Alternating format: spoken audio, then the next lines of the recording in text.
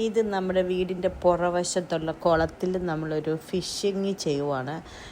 വീടിൻ്റെ തൊട്ട് താഴെയാണ് ഈ കുളം. അപ്പം അതിനകത്ത് കുറച്ച് മീനുകൾ കിടപ്പുണ്ട്.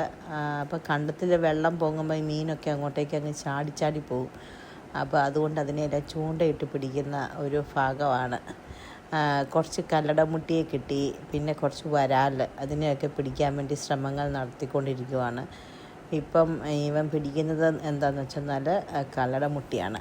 അങ്ങനെ കുറേ കല്ലടമുട്ടിയെ കിട്ടി, കുറച്ച് വരാലിനെ കിട്ടി. വരാലൊക്കെ അത്യാവശ്യം നല്ല മുഴുത്ത വരാലായിരുന്നു. അങ്ങനെ ഞങ്ങൾ കുടുംബമായിട്ട് എല്ലാവരും കൂടെ ഒരുമിച്ച് ഒരു ഫിഷിങ് നടത്തുന്ന രംഗമാണ് നിങ്ങൾ കാണുന്നത്. ഇത് പിന്നെ നമ്മുടെ വീടിൻ്റെ താഴെയുള്ള കുറച്ച് സ്ഥലമായിട്ട് ചെറിയൊരു നല്ലൊരു ആമ്പലുണ്ട്. അത് രാവിലെ 6 o'clock ആകുമ്പോഴേ ആമ്പൽ കാണത്തുള്ളൂ കേട്ടോ. ഇപ്പോൾ കണ്ടത് ആമ്പൽ എല്ലാം കുറേ ഉണ്ടായിരുന്നു. ഇപ്പോൾ ഒറ്റ ഒരെണ്ണേ ഉള്ളൂ നിലവിൽ, ബാക്കിയെല്ലാം പോയി. ഇത് നമ്മുടെ വീടിൻ്റെ പുറകിലുള്ള സ്ഥലമാണ്. രാവിലെ നടത്തത്തിന് വേണ്ടി ഞാൻ ഇറങ്ങി. ഇത് നമ്മുടെ ലൂണാപ്പി കണ്ടോ, ലൂണാപ്പിയെ കണ്ടോ?